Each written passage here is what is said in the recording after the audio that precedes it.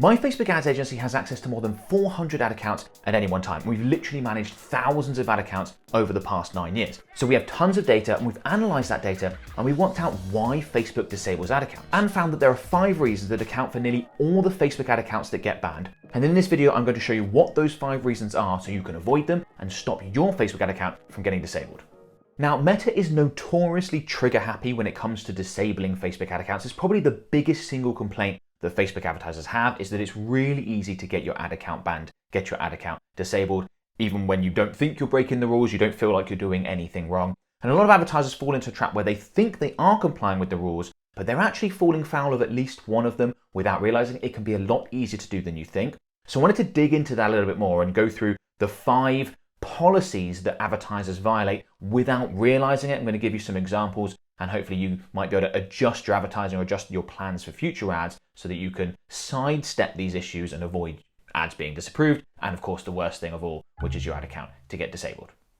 Okay, so I've got a bunch of tabs open covering those policies that I just mentioned. And I want to start with this one, which is unrealistic outcomes. Now, this is one of the ones that annoys me the most. I think it is far too strict, and you're going to hear me say this a lot throughout this video, we have to play by the rules whether or not we agree with them or not if we want to advertise on the platform and be able to reach the billions of people literally that Meta has as users that we can advertise to. We just have to play by the rules. All the ad platforms have these rules, even if we think they are silly. And this one annoys me the most. So unrealistic outcomes. This is one that advertisers often have issues with and run into issues with without realizing it. So it says here, unrealistic outcomes, ad must not contain promises or suggestions of unrealistic outcomes as specified below for health, weight loss, or economic opportunity. Okay, so some more information here. I'm not going to go through every little detail in here. You can obviously go ahead and check this out. But I wanted to scroll down to some of the not allowed examples. So it starts with, well, they've mentioned economic opportunities here. Here they've got deceptive employment opportunities. I guess they're somewhat related. But it says here, as examples of things you can't put in your ads, is be your own boss or make $1,000 every month. Now, those don't seem like unrealistic outcomes, do they? Like, there are many ways to either be your own boss or make at least $1,000 every month. Like, that's not difficult. In fact, I imagine the vast majority of people watching this video make at least $1,000 every month and are their own boss. So this is where I just think this is silly. This is going way too far that, yeah, okay, if it was start from zero, make $1 million a month within the next 6 months, yeah, that's an unrealistic outcome. This is certainly not. And as I said, we run into this issue for a lot of our clients, even for our own ads, because we put out ads that demonstrate the results that we've got for our clients. So we might have ads that show, and these are screenshots literally of ad accounts. Like, it's very verifiable that this is not unrealistic and this is true. But what we are doing is we are picking the examples of clients that we've been able to get the best results for. Everyone does that in their marketing, right? If you've worked with 100 customers and you want to use testimonials from some, case studies from some, you're going to choose the top 10% to demonstrate because that's going to produce better results in terms of your marketing. It's still realistic, but obviously you're going to choose those. So we have clients, for example, that we've been able to get 20x return on ad spends for, 60x return on ad spends for. Now, they're rare. Not every business is going to be able to achieve that. And we want to demonstrate that in our marketing because it makes us look fantastic, understandably so. And we put that in there, and those ads can sometimes be disabled, which is very frustrating because we're literally saying, look, this is a screenshot. You can, and Meta, of all people, you could verify that this is realistic because you can go into the ad account and see it. So what we've learned with this policy and with these rules is that even if the outcome that we're demonstrating is real, absolutely realistic because it happened for some of our customers, for some of your customers, sometimes we have to tone it down a little bit and we have to go not with the outliers right at the top that have got a 60x ROAS, but maybe we could demonstrate a client that's got a 12x ROAS, which is still a fantastic result, but not quite as extreme. And Meta's going to be happy with that from a marketing standpoint. So you might need to think about that for your business. If you've been creating ads and showing some amazing results you've been able to get for your customers, clients, etc., maybe you need to just dial that down a little bit and go with ones that are still good and still impressive and still going to work from a marketing standpoint, but aren't quite as amazing as you'd like to shout about, which is why this one annoys me so much. And I just love that the examples of unrealistic outcomes are actually very realistic outcomes. Okay, so let's go down to the next one, right? Misleading health claims. So lose 5% of your body weight in a month is one of the things that's not allowed. They say that's unrealistic. I'm kind of like, I mean, it's a lot, but it's not impossible.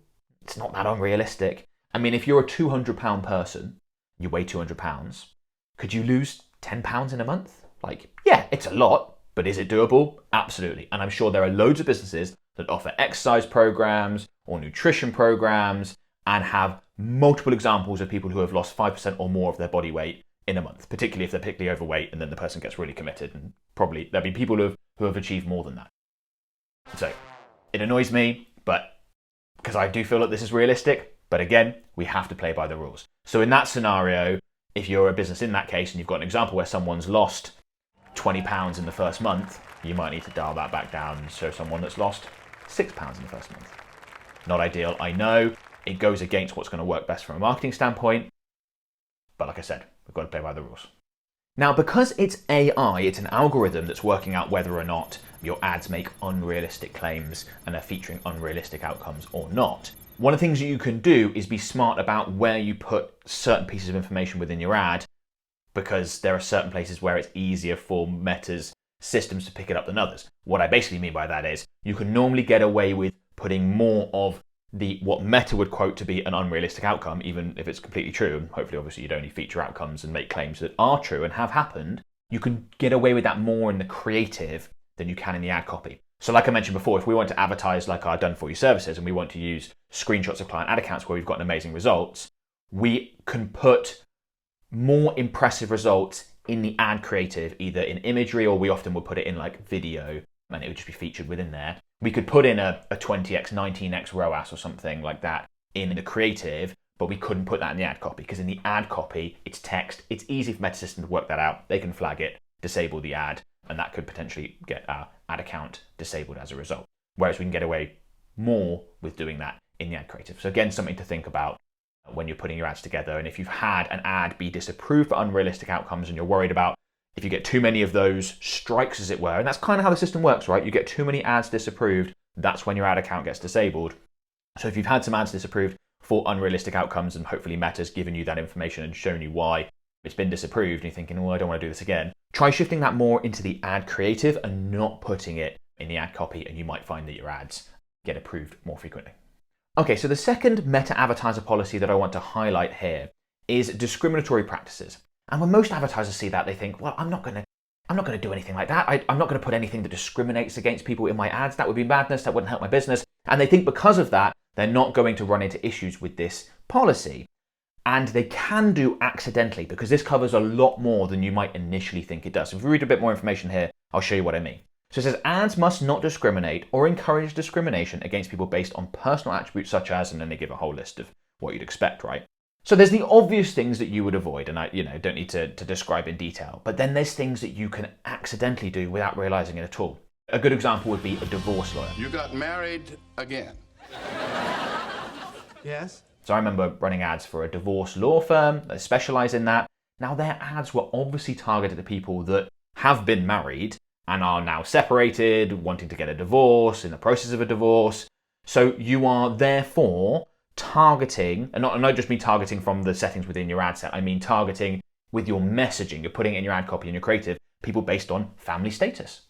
You're married, getting a divorce, that's family status, right? That's a classic example of you could run into issues here and you think, well, of course I'm targeting people that were married and are now getting a divorce or thinking about it, because that's what we do as a business. And you can end up with issues for silly things like that. Ross, I have been a divorce attorney for 23 years, and never have I had so much business from one client. Any products related to infants, targeting parents of young children. Those young children aren't going to be making the buying decisions. It's obviously targeted at the parent. Again, that could run into issues with things like family status. And what we found with those sorts of examples is you have to be clever about your messaging, your wording, to still speak to the people that you're intending to put that ad in front of and get a reaction out of them, get engagement from the ad, but without running into any issues. So instead of saying things like, are you a parent, or, are you a parent of a newborn, or something along those lines, any direct question like that is a big no-no. You can say things like, parents of newborns love our ... Like that might be how you'd put it in the ad copy to make it very clear to people reading it that this product, this service, whatever, is directed at the parents of newborn babies, because it helps them do whatever it helps them do. You say it more as like, parents of newborns love our ...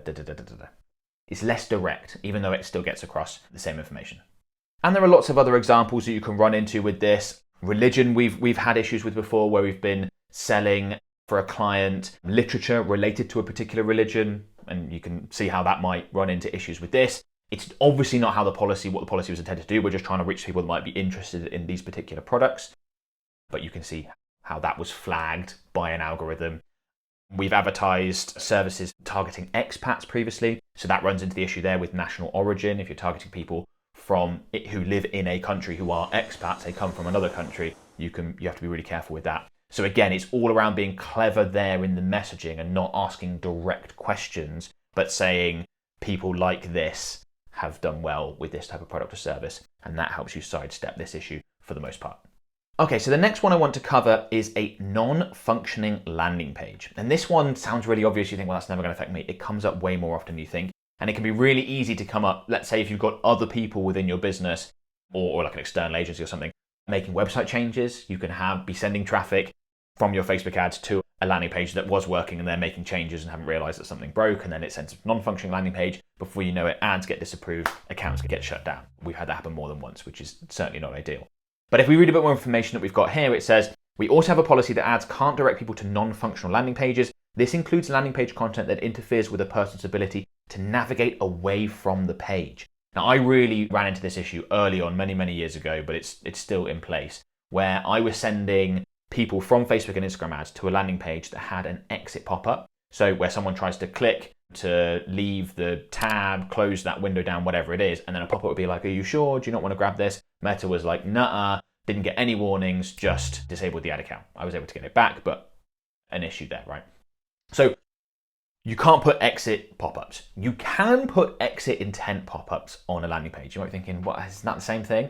No, an exit intent pop-up, instead of someone actually clicking to leave to navigate away and then the pop-up happening, it's before that. So I'm sure you'll have seen this as a user. If you sort of scroll, you're on a landing page and you scroll to leave, as people are doing more and more things on mobile, this is probably less and less common, but if you're operating on a computer, as you sort of scroll back up to page to leave, the pop-up happens then.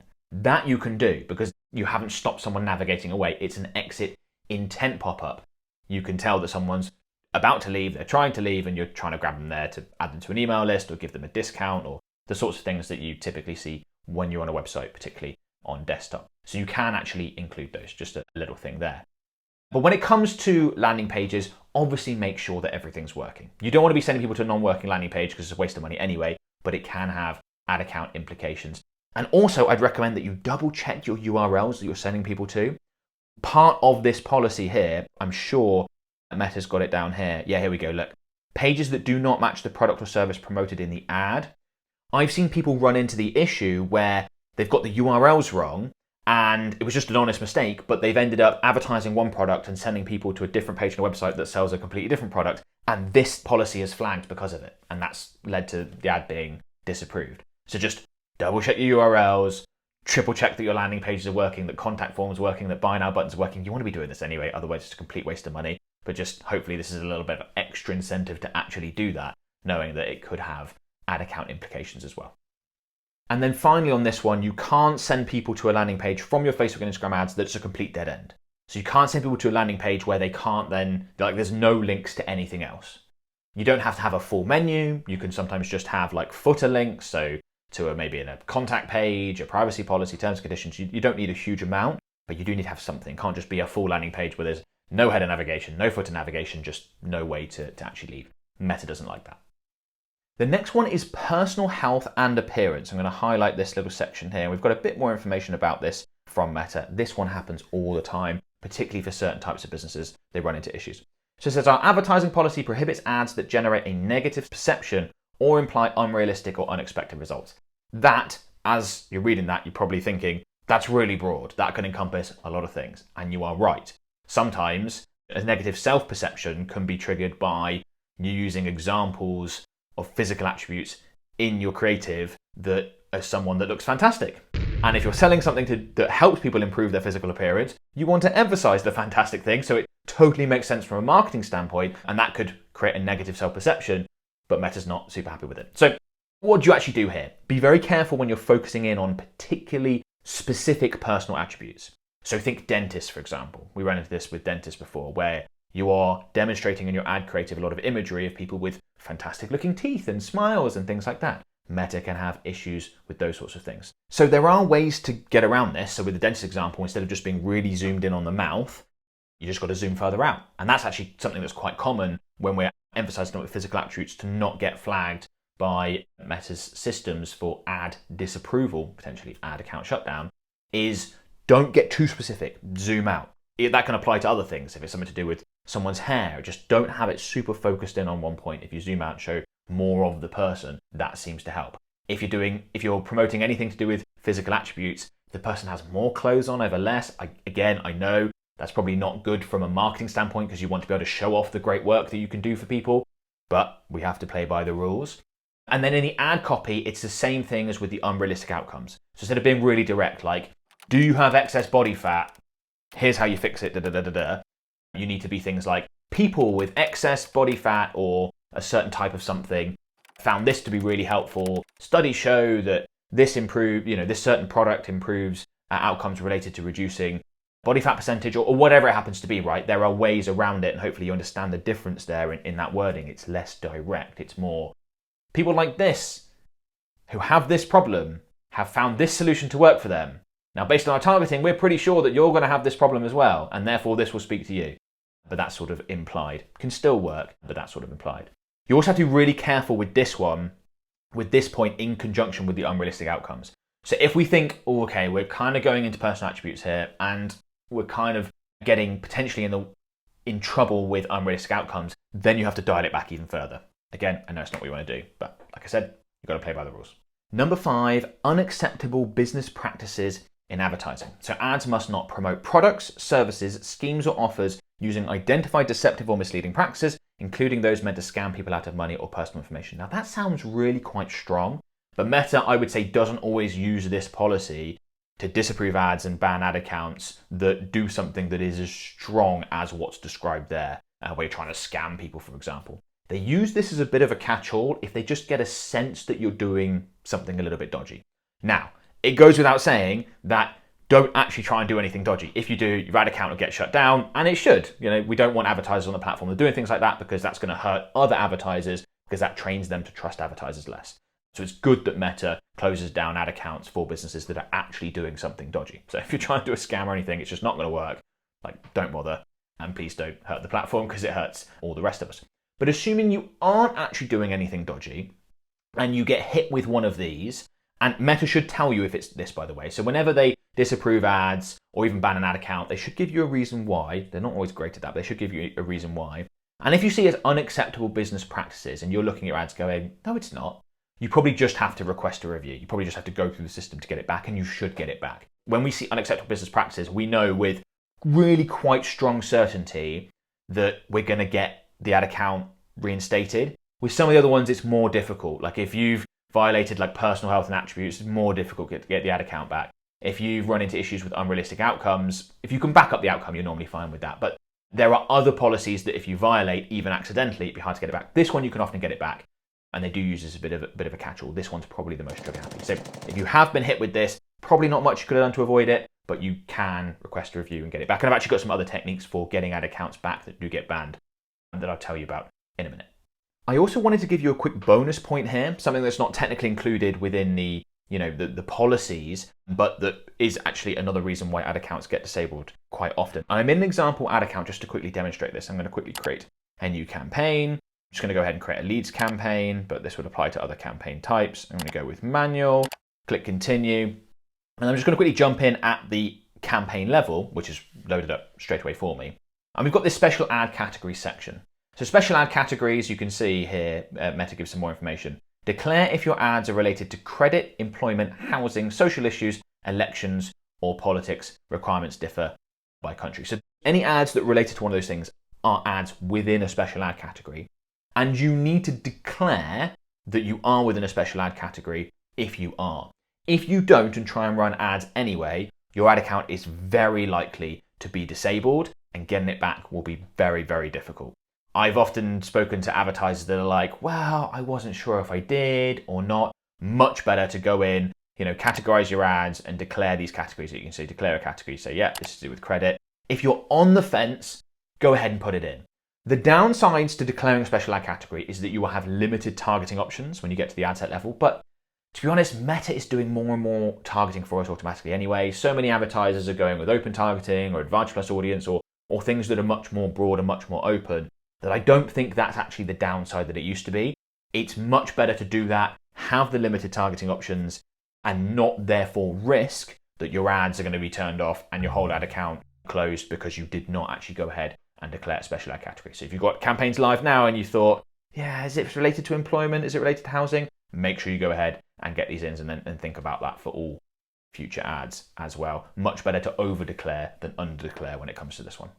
Now, if all this sounds like a minefield and you're just thinking, this is way too complicated, I'd much rather have someone else create and manage my Facebook ads for me, that is something that my agency can do, and we can almost certainly help you get much better results by doing so as well. So if you're interested, there is a link in the video description. You can click on that, go ahead and book a free call with my team. No obligation, just to find out more information about how we might be able to help at this stage. As I said, we can dodge these various policies on your behalf and help you get much better results. So go ahead and book that call if you're interested, and hopefully we get a chance to work together. So I've covered the most common reasons why Facebook ad accounts get banned, and hopefully by going through this video, you now have a much better chance of avoiding that happening to you. But what do you do if your Facebook ad account has already been banned? How do you get it back? Well, I show you exactly how we do it in this video here. Fortunately, most of the time you can recover a disabled Facebook ad account if you know how, and I show you the exact details that we go through, and we've done this a whole bunch in this video right here. Go ahead and check it out.